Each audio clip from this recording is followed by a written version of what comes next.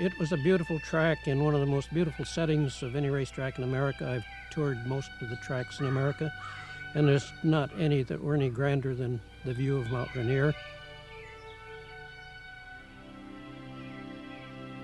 Well, Longacres has always been a constant for me. From my earliest memories about racing, it's been Longacres. This is, when we came to Longacres, it was the start of the year. We always came in a few weeks early. We always left late summer in time to get back down to school and the like. My mind's eye has not yet been able to envision this area as something else besides Longacres.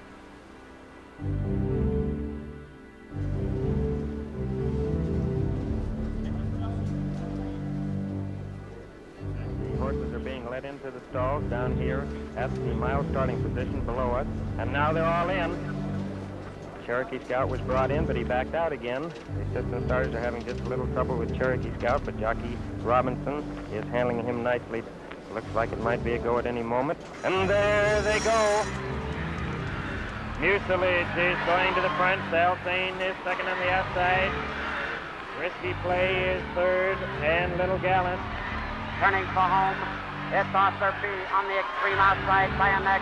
Old Punch is second by a head. Cold Bay third, moving up between horses, and Shuffle Duck on the inside.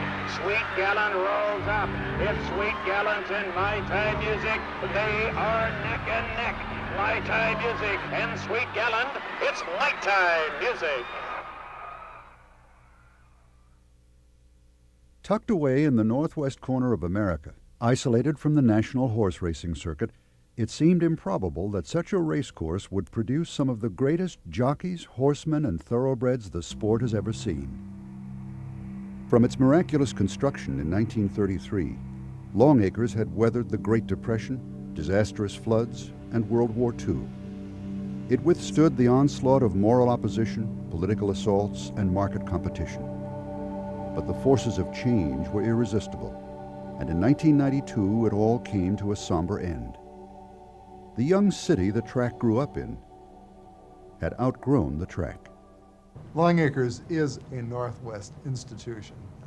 In one sense, it's just a place where horses race and people get to bet on those races, but it's really meant much more to the history of Seattle and the whole Seattle area than that. You know, it's been going a long time. And this track here is on the level with all the major tracks. And it's going to be hard on the horsemen. It's just a shame that they have to give up racing.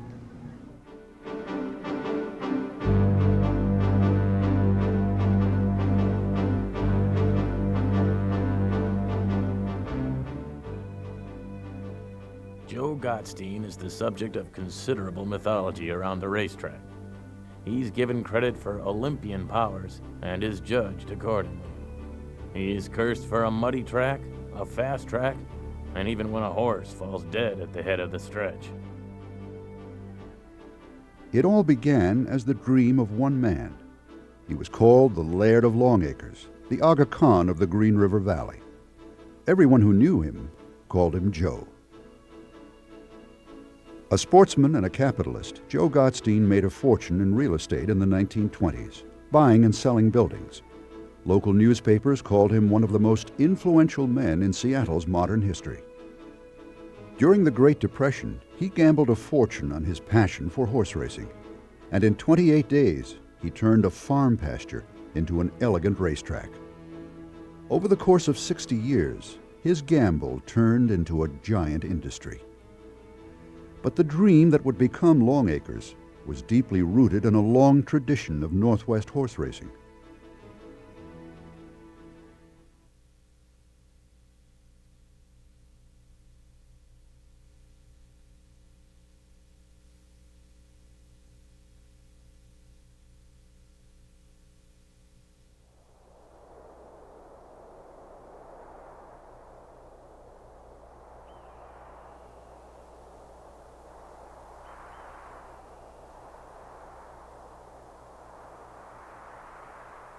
From the time it was introduced to the New World by Spanish explorers, the horse transformed the lives of the earliest Americans.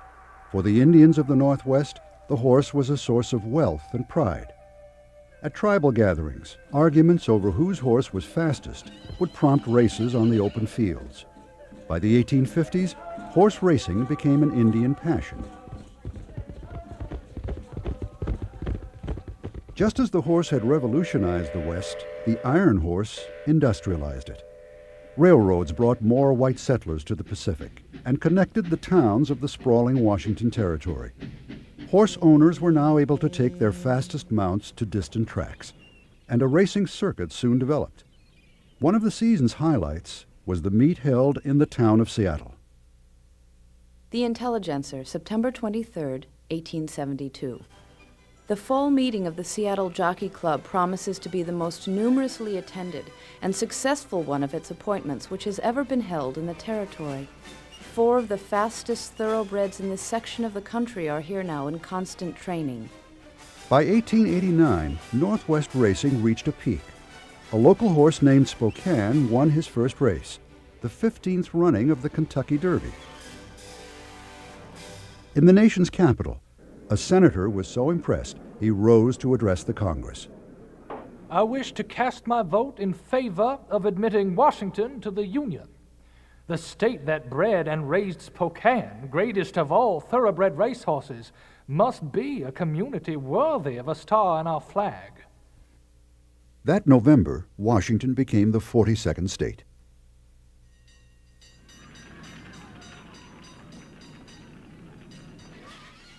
(1889) was also the year of Seattle's Great Fire, an inferno that nearly leveled the entire business district. From out of the ashes of a frontier town, a new city emerged, built on a grander scale in brick and stone.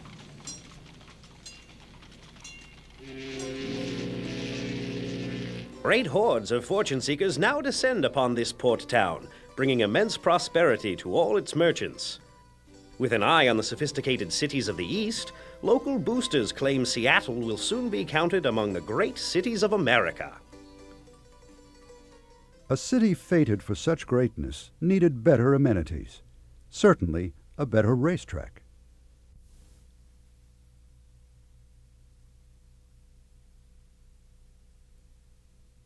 Throughout his life, Aaron T. Vandeventer witnessed the demise of several Northwest racetracks, frequently the victim of moralists and missionaries who condemned them as the devil's playground. A former state senator and horse breeder, Vandeventer used his connections to build a glamorous racetrack, one he thought would become a permanent fixture in the Northwest. The Post-Intelligencer, 1902. The addition of Seattle to the racing circuit means a vast deal for the city. It is an advertisement the town has been lacking ever since it attained the dignity of a metropolis. It was called the Meadows, and its opening on August 18, 1902, created a stir throughout the city. Downtown streetcars heading to the track filled to capacity. Cattle cars were converted for passenger use to handle the overflow. By early afternoon, 3,000 people filled the grandstand and clubhouse to witness the thunder and grace of thoroughbred racing. The Seattle Times declared that a new era in professional horse racing had begun. The clubhouse with veranda and sward offers a vantage where beauty, wealth, and culture can view the test of equine speed. Ladies sit comfortably in the stylish parlor while the gentlemen stoke their pipes in the dark paneled bar. The Meadows quickly became an elegant destination for Seattle's most affluent, attracting bankers, politicians, and businessmen. One clubhouse member and horse owner was Joe Gottstein, the largest whiskey wholesaler in the Pacific Northwest. 20 years earlier, Meyer had arrived in America, a poor Jewish immigrant from Poland. He settled in Seattle and soon married Rosa Wolfe. On July 14, 1891, she gave birth to their only son, Joseph Gottstein. While the young boy grew up, the family spent their summers watching their horses race at the Meadows, where his father had become a shareholder. On his 8th birthday, Joseph was given a wonderful gift, a thoroughbred horse named Prince Liège. For the boy, the attachment was immediate and would last a lifetime. Son, his father told him, there are plenty of sports in this world, but damned few sportsmen.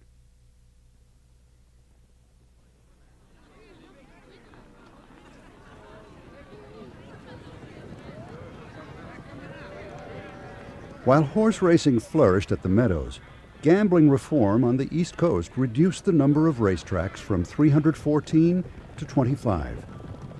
Many of the nation's leading turfmen headed west to the Meadows, which had earned the reputation as the second fastest track in the country.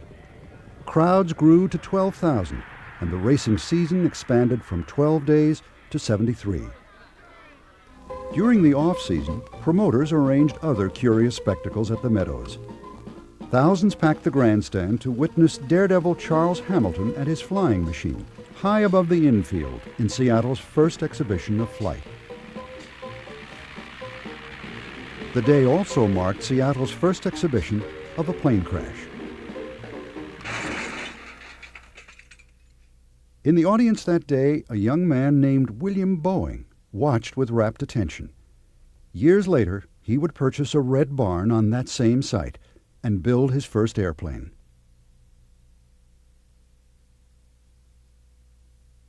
By 1908, over 150 bookmakers were operating independently at the track. Rumors of corruption spread, and despite Van Deventer's efforts, the wave of reform that swept the East now hit the West. Horse wagering is one of the most insidious and dangerous evils that preys upon the weakness of man.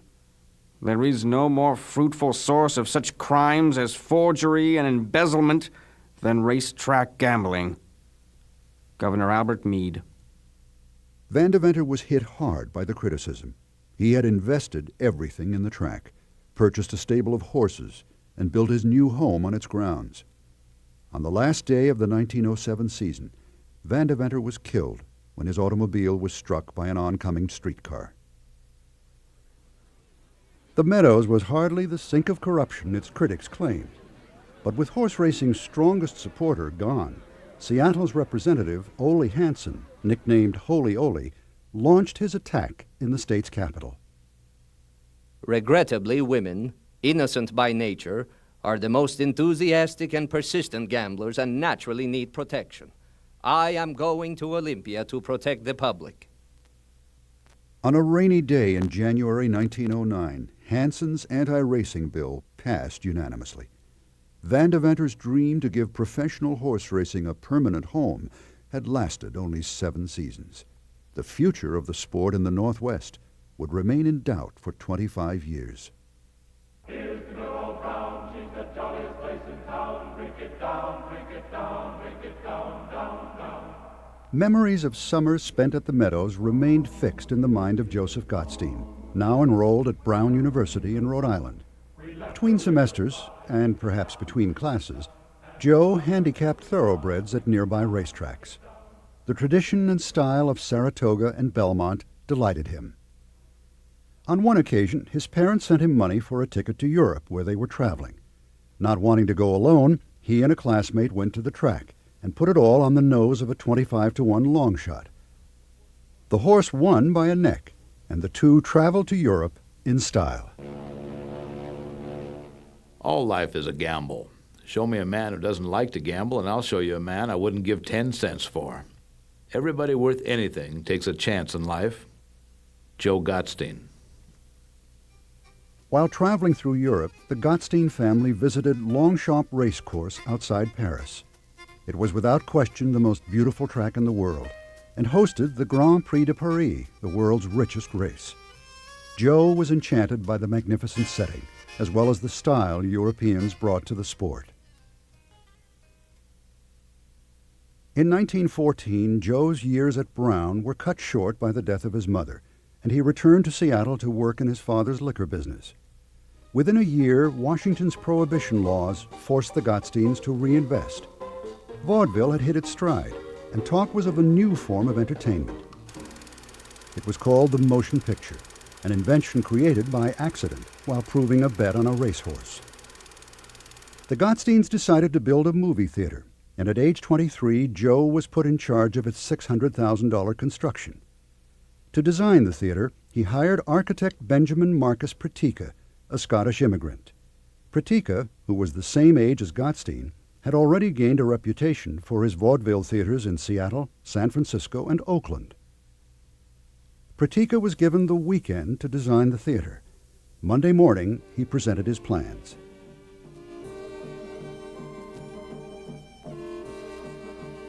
Two years later, on the corner of 5th and Pike, the Coliseum Theatre opened in spectacular fashion. London's Royal Institute of Architects called it the first of the deluxe picture palaces. The Gottstein's Coliseum Theatre transformed the movie-going experience from a mere novelty into a glamorous event. The motion picture business intrigued Joe, but the flavor and gamble of horse racing still lingered in his mind. A year after the Coliseum opened, Meyer Gottstein died. Left on his own, Joe and his close friend William Idris became real estate partners, and over the course of the next 15 years, reshaped the city's skyline. Seattle Post-Intelligencer, 1928.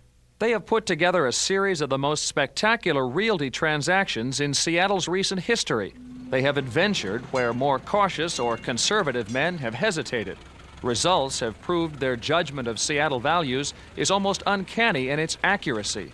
Only a few people in the city know of their operations. They are not associated in any firm, rather a case of Joe and Bill getting together to cut another melon. Why, this town just can't keep from going ahead, can it? Too many cities wait for outside capital to come in and clean up the gravy. We've got confidence in Seattle's future, and there isn't anything else to it except to buy 'em and sell 'em. It has been suggested, maybe not in jest, that Gottstein owned half of downtown Seattle and had his eye on the rest. At the peak of his powers, Joe Gottstein seemed to have most of what a man could want. What he wanted most was a racetrack.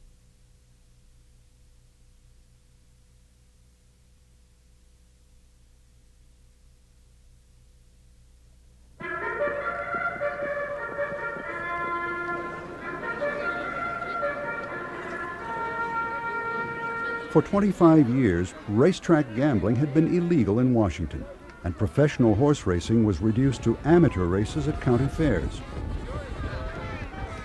Breeders like Alan Drumheller were forced to race their horses in Canada. But the public's attitude about racetrack gambling would soon change. October 24th, 1929, Black Thursday, the stock market crashed. The nation's economy collapsed, and America plunged into the Great Depression. Few cities in the country were hit as hard as Seattle. At one point, 1 out of every 4 workers was unemployed.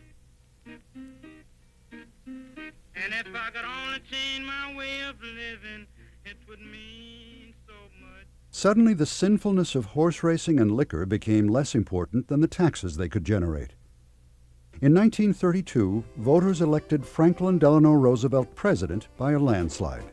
Prohibition was repealed. "Happy days are here again" was the chorus heard throughout the country. In this changed atmosphere, Gottstein worked behind the scenes, aligning political forces to bring back professional horse racing. Well, Joe Gottstein had some very influential political friends. Among them were a fellow who happened to be a friend of mine in later years was the late George Adams. He was an Indian, lived over at Shelton and represented that district for many years. He was very effective in the legislature. He was in the House of Representatives. And he was also close to the late Senator Warren Magnuson, who served in the legislature, was a district attorney, and ultimately became a U.S. senator, and a number of other people that were very influential in the legislature. The existing legislators and executives were wiped out. The Democrats took over completely, and President Roosevelt had a cradle-to-grave security program in mind, and the state of Washington grabbed onto that too. The late Clarence D. Martin was governor at that time, and the bill was pushed through on the supposition that the state tax generated from it would finance old age pensions. If passed, House Bill 59 would legalize parimutuel wagering, a system in which the bettors directly determine the odds of each race by their wagers. Bookmaking, which closed the Meadows, remained illegal. On March 3, 1933, Governor Martin signed the bill into law. Gambling opponents were outraged, and organized a petition to repeal the law. 30,000 signatures needed to be collected in 3 weeks to put a referendum on the November ballot. State legislator Joseph Dana Roberts, who authored the bill, was furious. 90% of our citizens are in favor of the return of the sport of kings. The other 10% have been running this country for the past 20 years, and everybody knows what the results have been. The state's largest newspaper, the Seattle Post-Intelligencer, felt otherwise and led the referendum charge. Racetrack gambling has been outlawed in the state of Washington since 1909, and for good reason. If illicit enterprise is legalized, why not go all the way? Why not have state lotteries that would draw money to the state instead of lining the pockets of gamblers with Washington savings?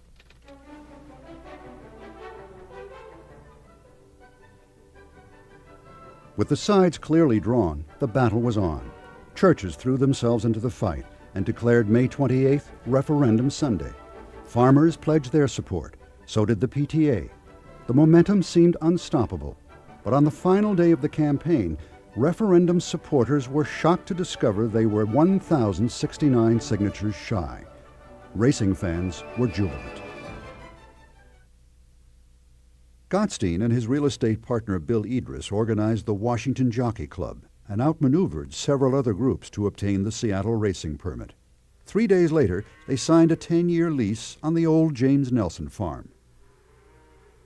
It started out not as a dairy farm, of course. It started out as a hop field and later went into potatoes, and then as more clearing was done, because there was nothing but maple woods and cottonwood trees that all had to be grubbed out or dynamited out.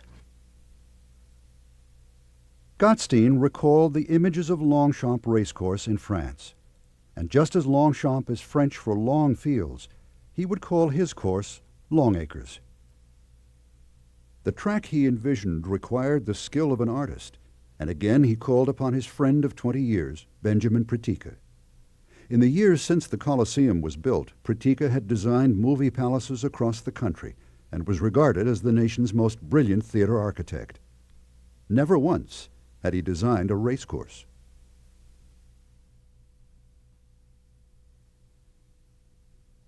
With half the summer already gone, Gottstein needed the track built in a hurry to capitalize on a full racing season. He asked Pratica to design and build Longacres in a month. It seemed an impossible task. He took me out to the Nelson farm. 107 acres and no level piece of ground, I'll tell you. Of course I wanted more time. 2 or 3 rainy days and we'd lose a steam shovel. I didn't think there was any chance. All I had was a month to take that farmland and transform it into a mile racetrack. While it was being designed, it was being built. Everything had to go together all at once. It was during the Depression, and the big Depression, so that it was thousands of people out of work, and there were hundreds and hundreds of people showed up at the track, men looking for jobs. And so many that you didn't know who was working for us and who wasn't. For every guy that was working on the track, there was dozens of people waiting for him to get fired so they could try to get that job. And those people who worked, they took their work seriously. Those shovels, a man with a shovel was shoveling like a bulldozer all by himself. Things were moving. The buildings and barns would require 2 million feet of lumber. 58,000 cubic yards of earth would have to be moved. 35 different crews would be needed to build the 500 horse stalls.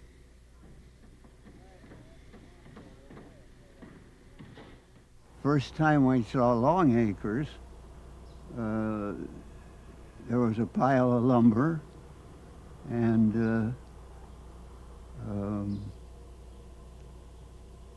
about a dozen teams of horses moving dirt and dust and stuff you couldn't see across the track. And we didn't see how they were going to run that year because this was the 1st of July. Elsewhere in the Northwest, racing was off to a bad start. a small track in Silver Lake, 20 miles north of Seattle, had already failed after 3 weeks due to poor management. Determined not to make the same mistake, Gottstein assembled a team of the nation's most experienced turfmen, including Joe Hernandez, a nationally respected turf rider and race caller, and George Cruikshank, a highly regarded promoter, known locally as the mayor of 3rd Avenue. While construction continued, Gottstein traveled to California to invite owners to send their thoroughbreds to the Northwest. 6 of the nation's top stables made commitments to race at the new track. As opening day neared, workers continued to build at a feverish pace, adding finishing touches to the racing facility. 28 days after work began, the track was finished. It was hailed as an engineering marvel. Local papers claimed that no other structure of its size in the world had ever been built as fast. Longacres was the biggest gamble of Gottstein's career. Everything he had worked for was now staked on this 1-mile oval.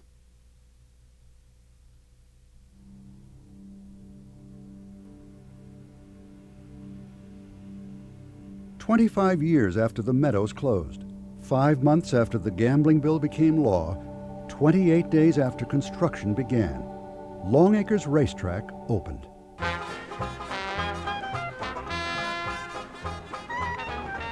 On August 3, 1933, on a sunny afternoon, 11,000 people filled the grandstand and clubhouse, paying $1.10 for admission. Cars overflowed from the parking lot and into the Nelson's cornfields. From the freshly painted red and silver grandstand, Governor Martin inaugurated the track's first season.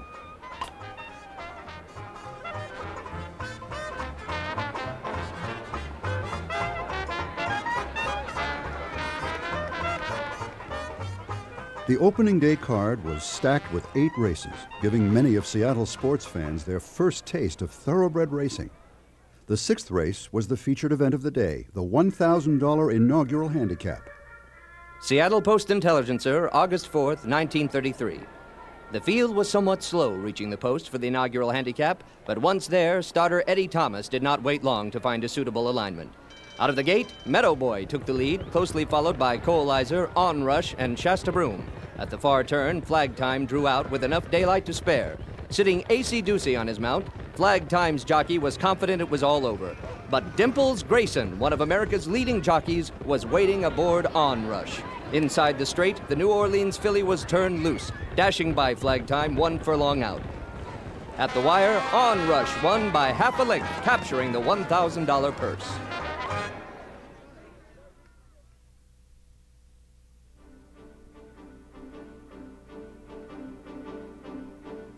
Thoroughbred racing was alive again in the Northwest.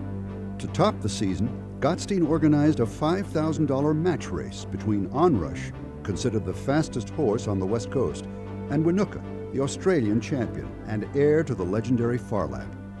In Australia, the race was a national event.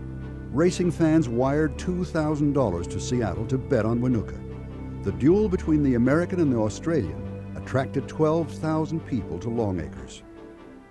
This Winuka was such a superior horse that he had the other horse beaten hands down. He won the race by about 15 lengths. The Australian jockey came up to ride the horse, and they brought a rider in from California, who at that time was a very outstanding young apprentice jockey. His name was Harold Grayson, had a nickname Dimples. And when he got done and got off that horse at the finish line, I happened to be down there, standing on the outside fence like all the kids in the neighborhood. And as he walked by me, he had big tears rolling down his eyes. He was actually ashamed of his horse and himself, and probably mostly to the fact that he didn't put on a good show for the local people. And that's what Joe wanted. Excitement from the match race carried over to the last day of the season. Track officials stopped counting after 20,000 fans passed through the turnstiles, breaking all attendance records west of the Mississippi. Throughout the country, horse racing's popularity surged as people flocked to the racetrack to escape the gloom of the Depression. It has been a success for us, for the state of Washington, and for the people who made it possible. Next year, we'll produce a finer, longer, better meeting, if that is possible. Joe Gottstein.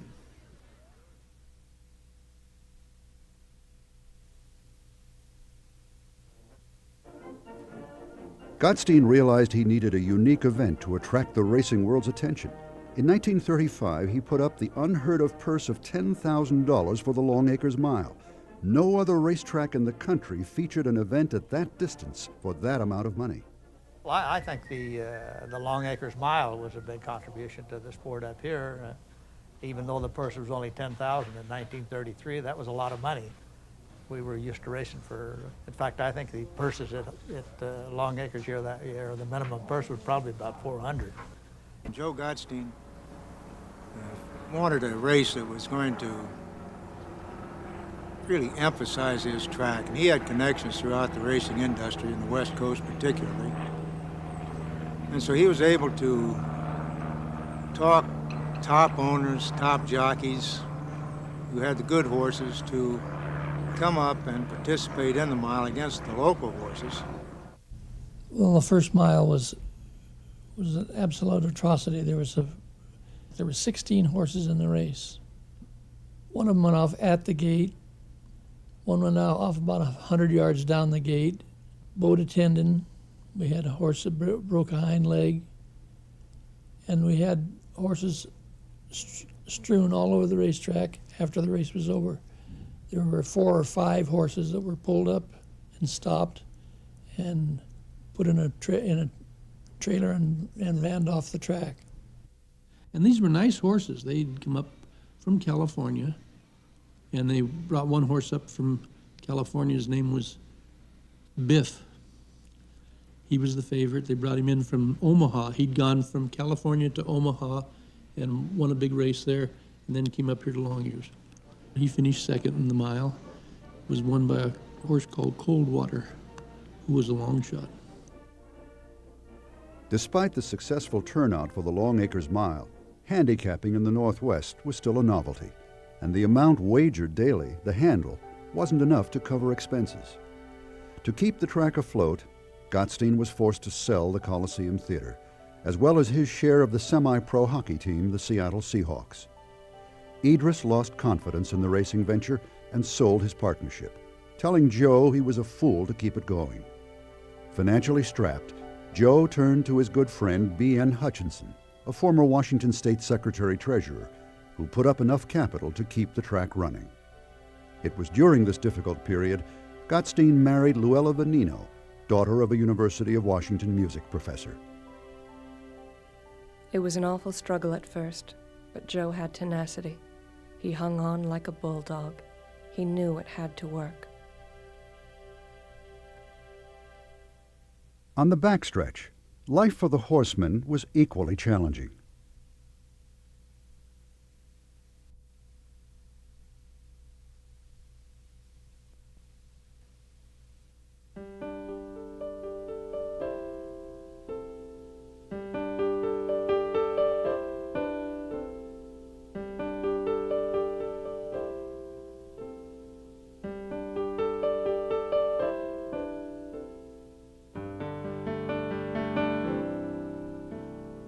It's most kind of a family affair that they had a tent city or trailer city across from the stable gate where the freeway is there now.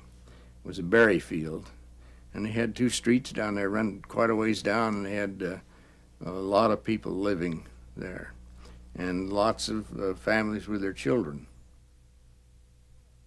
Before I was married, when we moved around, we would haul the horses in a van, and then when we'd get to the place where we were going to be stabled, we would unload the horses, and then we would clean the van out, and that would be our living quarters. We'd park it usually in the trailer park or some rental space and clean it out, and that would be our living quarters. Well, Longacres was very colorful. It was just a little community like a a family, and we had people like Bat McCune, who was a starter, and Beans Kennedy, he was another starter. Chick O'Neill, he was the announcer. Bones LeBoyne, Whistling Harry, Foots Madrell. There were just so many people. Some of them didn't have names. That's how they knew them. Buster Wiles, of course, one of our most famous individuals down there. $1 Million Smith. $1 Million Smith. He's still there. And they're just characters that developed down there. And well, in the earlier days on the backside, they didn't have the walking machines. You had to hand walk all your horses. And when you run a horse, it was real neighborly.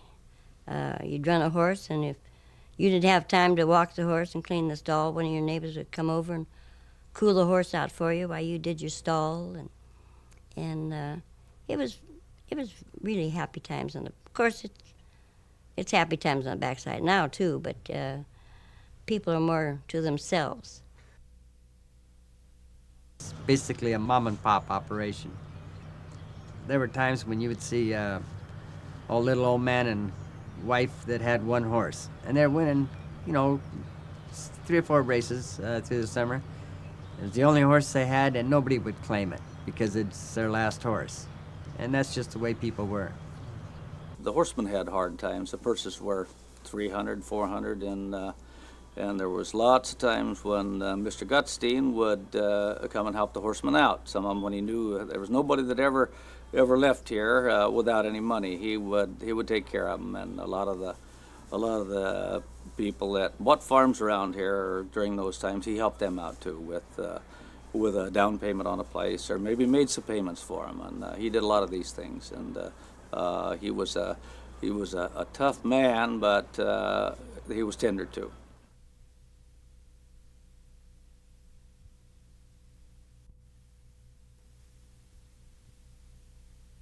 Horses are funny things. Probably more than 20,000 thoroughbreds are foaled each year, and the breeder of each one thinks he has a Kentucky Derby winner. Joe Gottstein was the thoroughbred industry for many years. Matter of fact, he was, I would say, was the man till the day that he passed away. You had to have a market. He provided the market. It was the only viable market that we had. The minor tracks were okay, but they really didn't provide enough earning power, so he was it. He didn't buy any horses himself. There was word was around that he owned half the horses on the racetrack, and he might have controlled them, but he didn't own them because he'd get his friends to buy them. The biggest clients that he got involved in racing was probably Bill Boeing, and he encouraged anybody that'd come along to get a horse, Gottstein knew that a successful track needed a strong supply of thoroughbreds and helped organize the Washington Horse Breeders Association to foster the breeding industry's growth. He also added 3 new stakes races at Longacres exclusively for Washington-bred horses. Probably the best horses bred at that time would not compete favorably in bottom claiming today. Thoroughbred horses at that time were rather nondescript. Number one, the bloodlines were not too good. We only had 2 or 3 decent breeders in the state. And secondly, the animal husbandry job of raising horses was lacking a lot. For Gottstein, the sole reason for building a track was to race his horses. He called his stable Altea's Farm, Seattle spelled backwards, and owned some of the fastest thoroughbreds on the coast. Breeders and owners wanted nothing more than to beat Joe at his own game. Gottstein's horses won so frequently, state commissioners assumed he had an unfair advantage and banned him from racing at Longacres. I built this track so I'd have a place to run my horses. Is there anything wrong with a man eating at his own restaurant? I tell you this, if they want to win stake races here, they better buy some good horses. Fearful that Gottstein was running his horses under other stable names, horsemen decided that it is better to know thy enemy and convince the Racing Commission to lift the ban.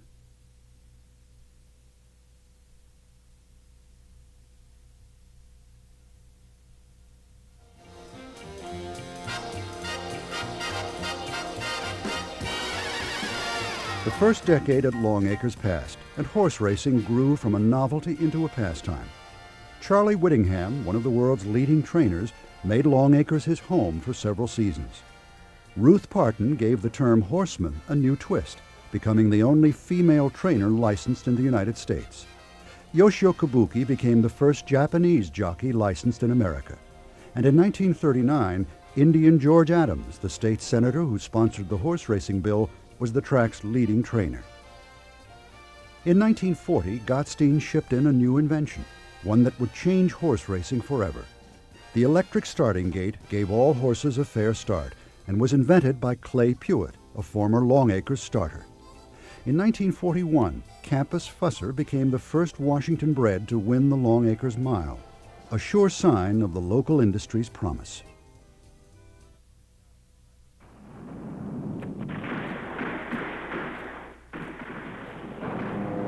Meanwhile, in Europe, Hitler invaded Poland, the Low Countries, and conquered France.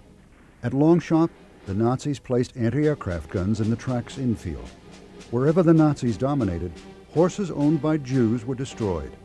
In Japan, all racetracks were closed. The steel of their grandstands melted down for the war effort.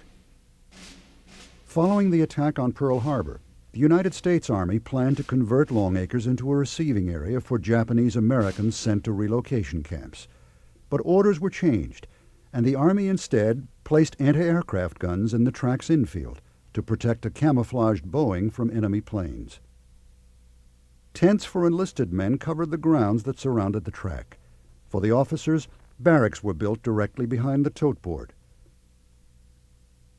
When the Army cleared out before the start of the racing season, Gottstein purchased the barracks and turned them into a cottage where he and Luella lived during the racing season.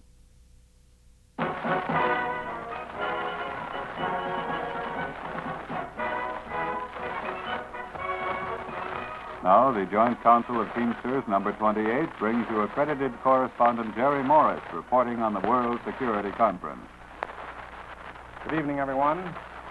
Always vital in the prosecution of the war, the Pacific Coast now assumes the major role in America's war effort. Cities such as Seattle, Tacoma, Portland, Oakland, San Francisco, Los Angeles, and San Diego will catch the full impact of the war's necessities. Men are needed now in these cities to fill vital war jobs. Work essential before the defeat of Japan can become a reality.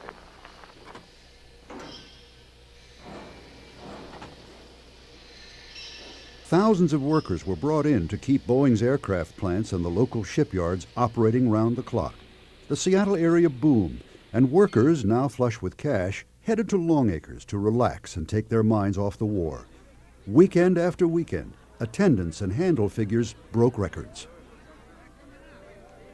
Racing fans, however, were accused of violating rationing orders by wasting gasoline and tire rubber traveling to the track. Governor Arthur Langley asked the Washington Jockey Club to cancel the racing season. Gottstein refused.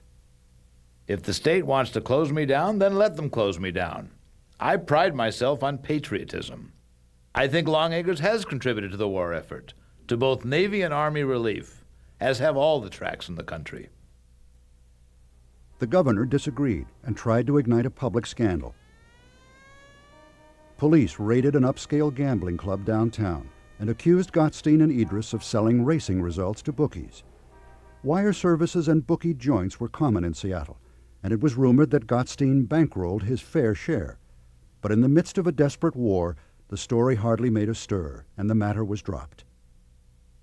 Frustrated, Governor Langley denied the Washington Jockey Club's request for the 1943 season. For the past 10 years, Joe's track lost money. Now, just as it began to show a profit, it was shut down, and for the first time in a decade, racing suffered a dark year.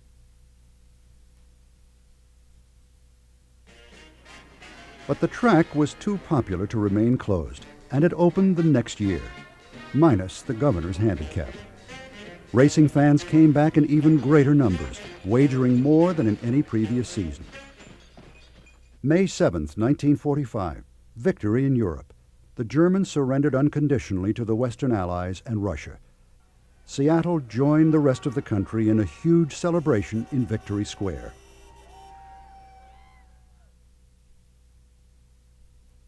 The post-war years brought great success to Longacres. In 1945, the mile purse doubled to $20,000 and again became the richest one-mile race in the country. Amble Inn won the mile in 46 and 48, becoming the first horse to win the event twice. It was trainer Alan Drumheller's fourth mile victory, a feat never matched at Longacres. They're off at Longacres. How do you do, everyone? From the beautiful Longacres Race Track near Renton, Washington, K&L Distributors present highlights of the day at Longacres.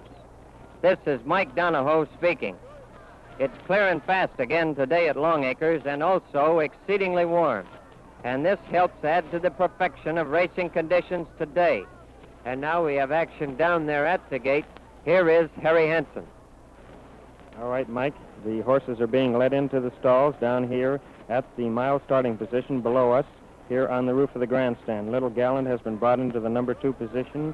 Ration Board, Sorority Boy, Risky Play, Seattle, and Sal Sane are all in the gate and are standing quietly. And now they're all in. And there they go. Mucilage is going to the front. Sal Sane is second on the outside.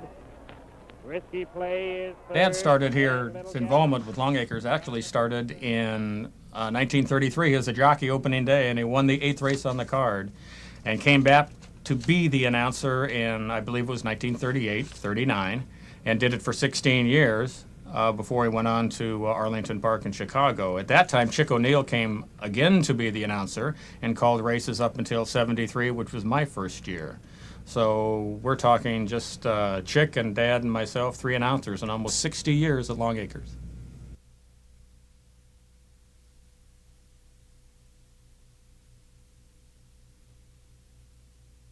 In 1946, 5 new track records were set, including one equaling a world record at 6 furlongs. Turf riders along the coast dubbed Longacres the Miracle Strip. That same season, Johnny Longden, the nation's leading jockey, came up from California to ride in the mile and finished last. This Longacres track is certainly the fastest strip I've rode on, Longden said. Must be the fastest in the country, and probably the world.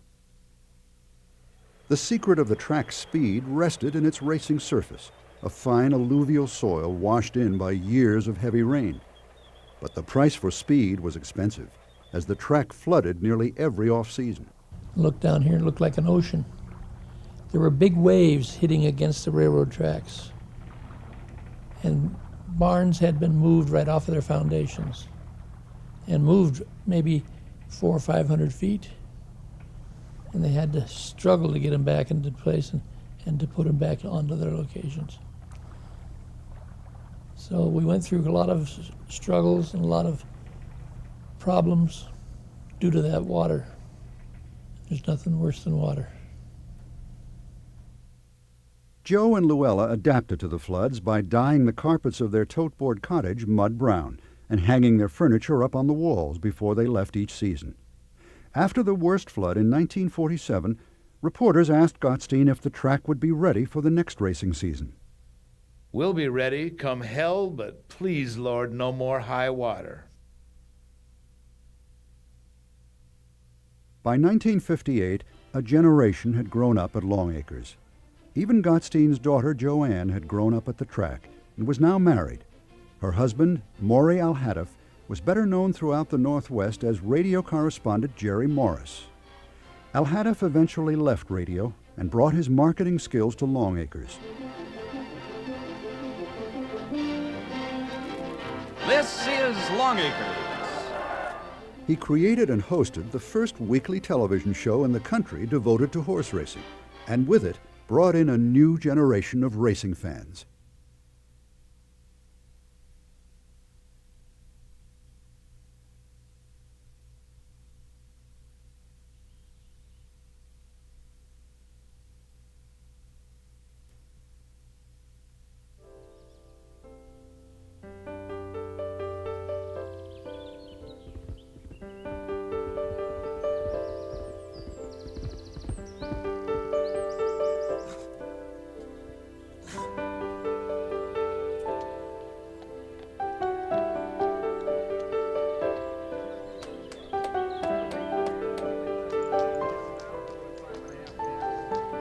On the backstretch, Longacres had become home to families for whom racing had been a way of life for generations.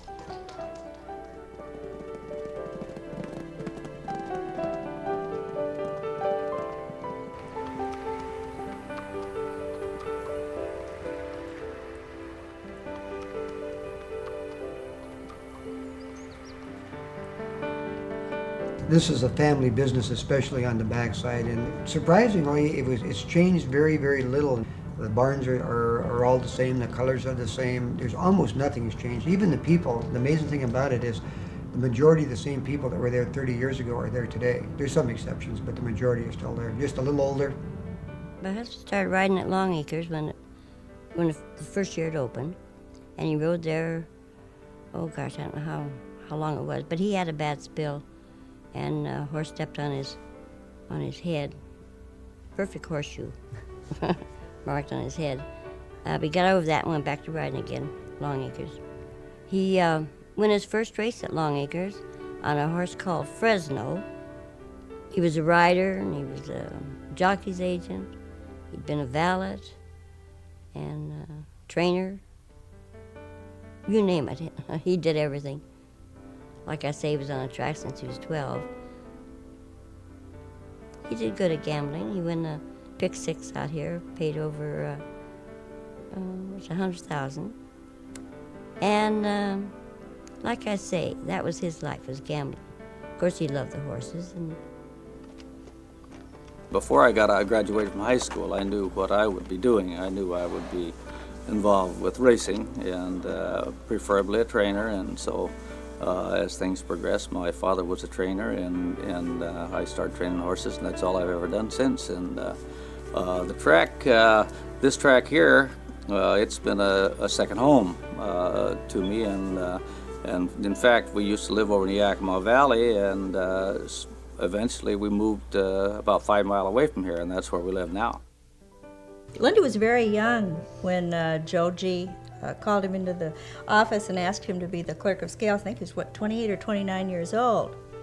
And he says, now, Lindy, he said, this could present a problem for you because a lot of these riders are older than you are. You're going to have some respect around here. He says, why don't you try wearing a hat?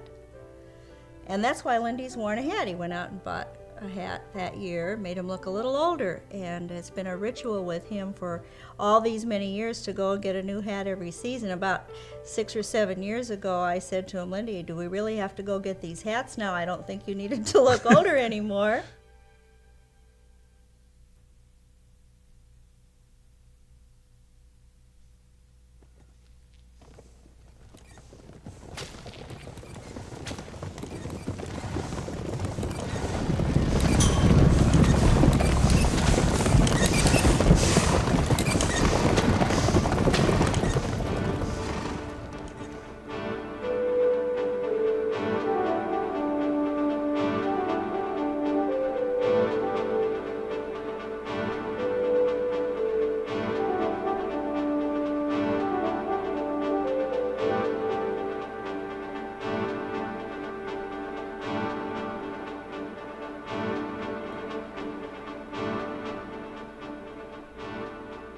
The backstretch was kind of a combination playground and a place where we could also pick up the extra money or any money that we had coming that we needed in those days. Walking a hot for a dime, you know, cooling horses out after a workout or a race, or mucking stalls out or something like that. And always on the lookout for a chance to get to ride a horse around, just even to stable pony get a chance to ride it.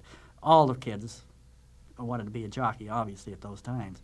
The girls didn't have much opportunity in those days, but the boys were always looking for a chance to throw a leg over a horse.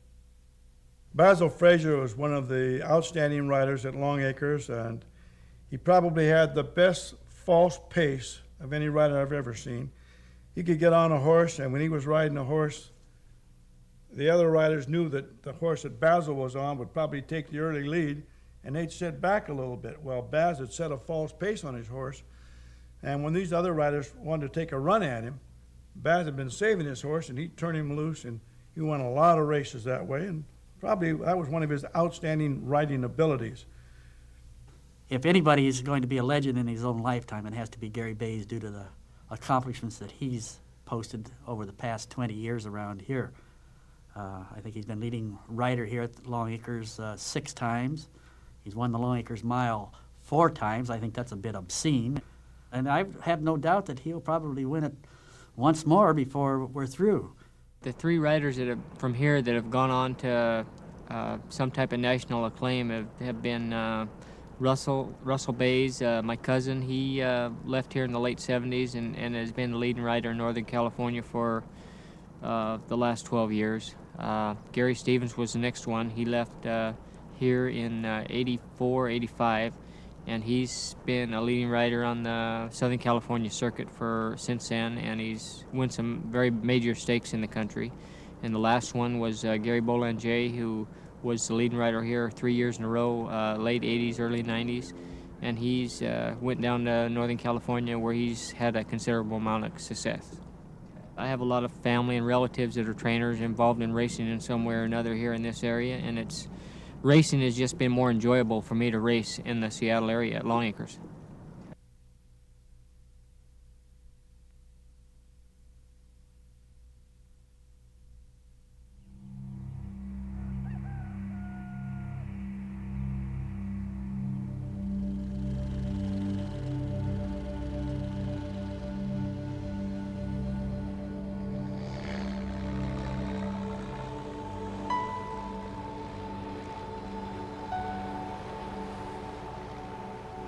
If you're heading across Lake Washington, both floating bridges are wide open, but southbound 405 is a very tough ride as you make your way down to Longacres, bumper to bumper from at least the Valley Freeway. By the 1960s, the state's population was double what it was when the track opened in 1933.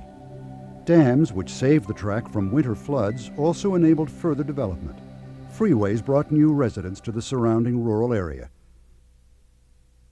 The vision Bill Boeing had at the Meadows in 1910 materialized as the largest aircraft company in the world. Seattle's racing fans had witnessed the infancy of flight above the Meadows infield, and 50 years later watched man take his first steps on the moon on televisions at Longacres. The track that began as one man's dream had also developed into a major industry. The 4-footed industry. From only 8 breeding farms in Washington in 1933, the industry has expanded to nearly 300 farms today.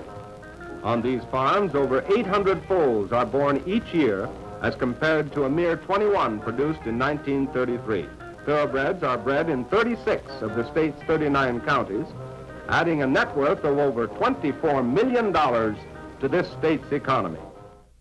Washington's thoroughbred breeding became the state's 6th largest industry and ranked 5th in the nation for producing foals and stakes winners. In 1963, Joe Gottstein retired. I'm 72 years old and have spent most of those years on a racetrack in some capacity. Now I'd like to relax a bit and relinquish the details of running the track to my son-in-law, Maury Alhadeff. Alhadeff was more impressed by the beauty of racing than the gamble itself.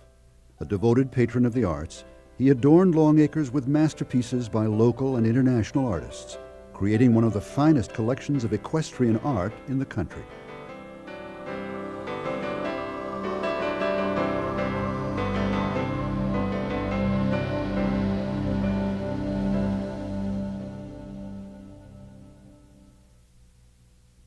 Under Alhadeff's management, Longacres became more involved in the community.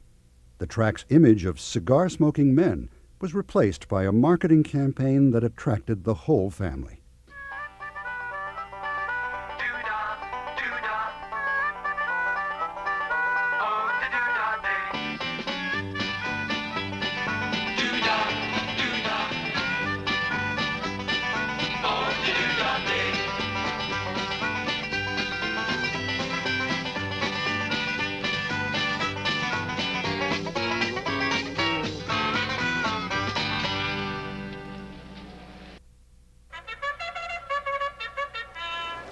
People ask me, why do I go to Longacres? Why?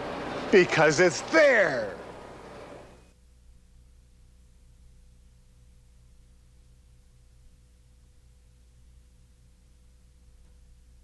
No longer responsible for running the track, Joe Gottstein was free to enjoy the sport he learned to love as a child, taking pleasure in witnessing King's Favor carry his colors to victory in the Longacres Mile. He remains a watchful presence at the track. Every night after the 10th race, when the crowd is gone, he wanders through the grandstand and behind the mutual lines, shutting off lights employees have forgotten. On January 1st, 1971, the universal birthday of all thoroughbreds, Joe Gottstein died. Joe Gottstein would thunder and roar. He would hurl ultimatums. He scowled, cursed, threatened.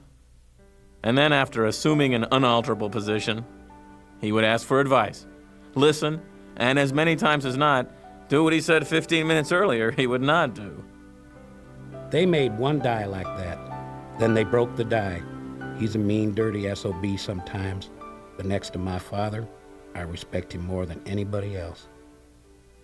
It's hard to say where it comes from because Joe was not a farm boy. He was a city boy. He was in real estate. But he loved horse racing. He loved the gamble of horse racing offered.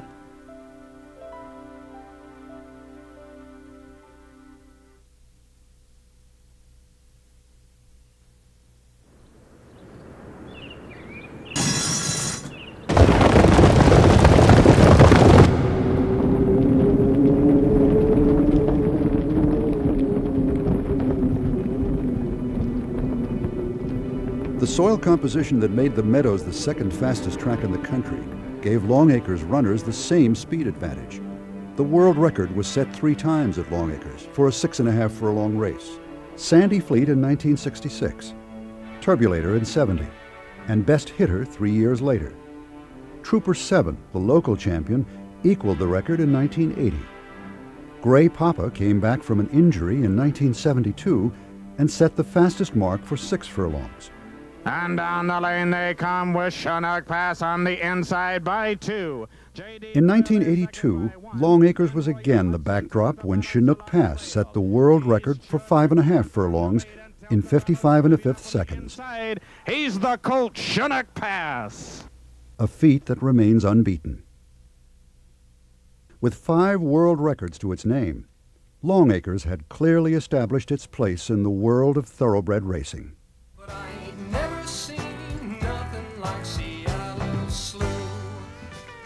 By its name alone, Seattle Slew, winner of the coveted Triple Crown, brought even more attention to Northwest racing.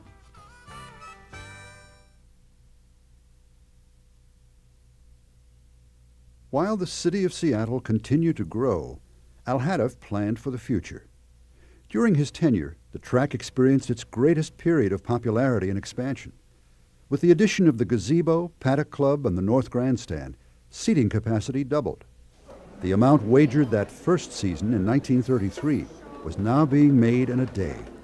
$1 million days became common. Year after year, attendance records were broken on the day of the Longacres Mile, reaching a peak at 25,000. In 1983, the track celebrated its 50th anniversary, becoming the oldest racetrack on the West Coast.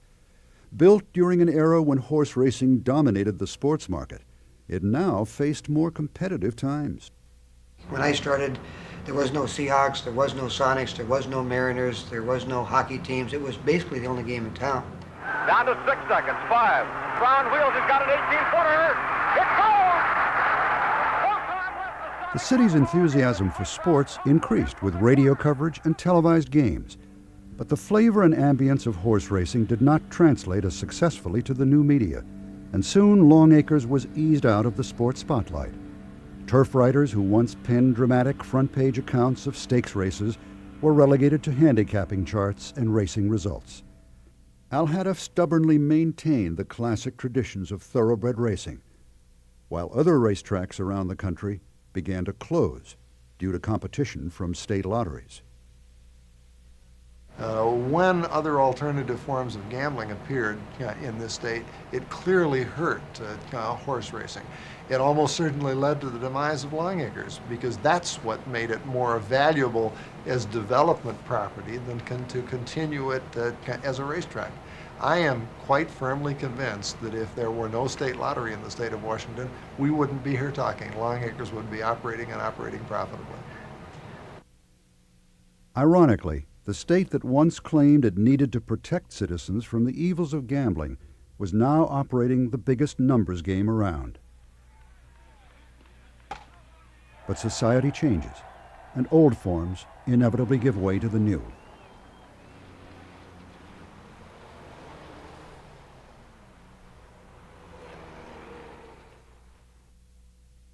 Al Hadeff's years at the track had surpassed even those of his father-in-law, Joe Gottstein. Much of the track's management responsibilities were now placed on the shoulders of his two sons, both of whom had grown up at the track. Longacres had been a family business for 3 generations. It had weathered depression, war, floods, and the wear and tear of millions of fans. But the cost of maintaining an aging facility in the shadow of overwhelming competition forced doubt on racing's future. First in the Northwest, this is King 5 Television. No more thundering hoofbeats down this backstretch. No more howling fans in the stands suffering the agony or ecstasy of outrageous fortune. When Mr. Longacres, Maury Al Hadeff, and his 2 sons, to whom he had handed the track operations in 1988, entered the room, they gave every appearance of having gone through an emotional wringer. But their message to race fans was, "We love you, but this is business." Longacres is no longer economically viable for us to operate. We are now at a time when the reality of its existence has come to a conclusion. The bottom line, as one of the owners agreed, is that the value of this land has simply outgrown its value as a 57-year-old horse racing facility. Tonight, Longacres ended its season, ended its legacy. Racing is over at that landmark Renton Park, and soon the new owners will be taking over. 2 years ago, officials announced that the park grounds had been sold to Boeing for $90 million. The countdown had begun to when office buildings would soon stand where horses once ran. And on the last night, under the lights, the horses ran for the last time, but they ran without the voice of the track announcer. They ran as the noise of the record crowd of 26,095 cheered them on as Native Wrestler was brought home a winner by Gary Stevens in the last race ever at Longacres Park.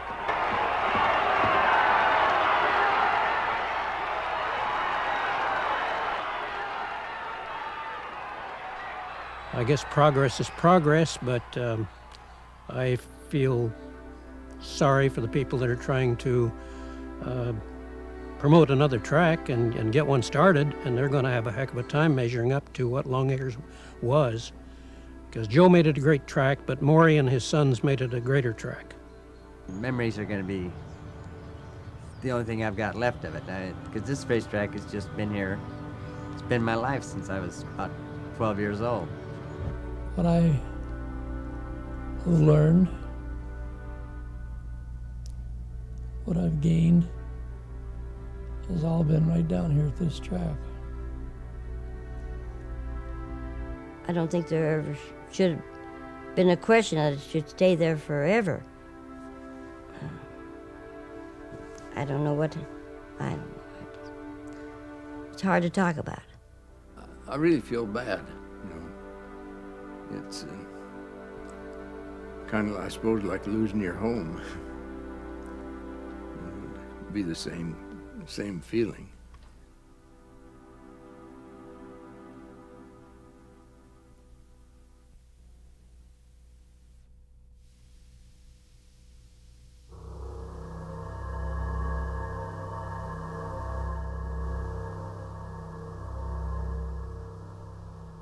Good afternoon, ladies and gentlemen, and welcome to Longacres Park.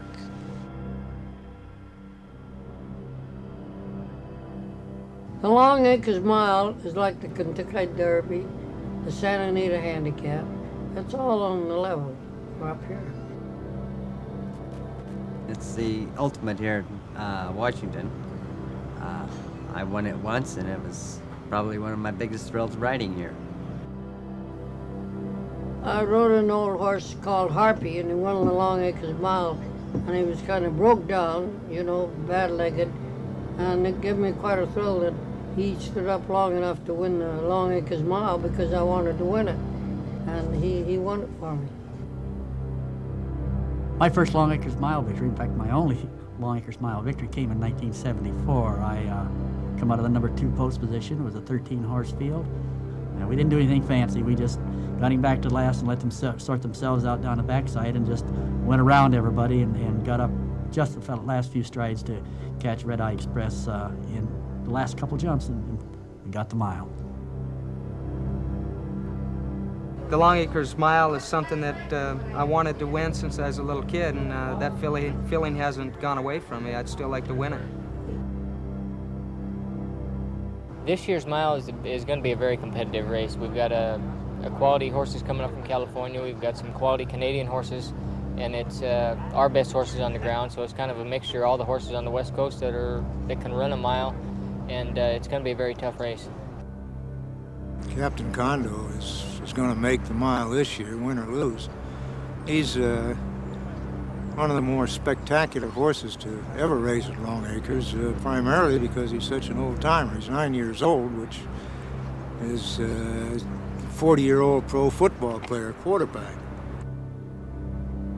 The one thing different about this horse is he likes to win, and when he don't win, he gets perturbed.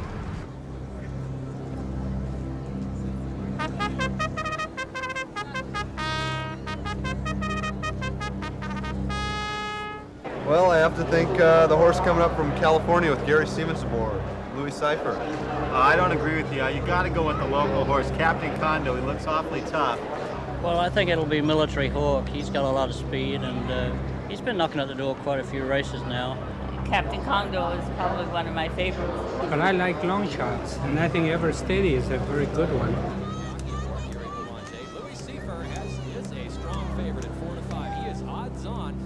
Likes to pick the winner of the mile. They've gone to Louis Seifer. Ken Green at 45-1. Captain Condo, the local hope, right about what Dick Cartney predicted. He's 4-1. Third choice right now. Night Predator, a big price at 50-1, as is Pair of Purdy's.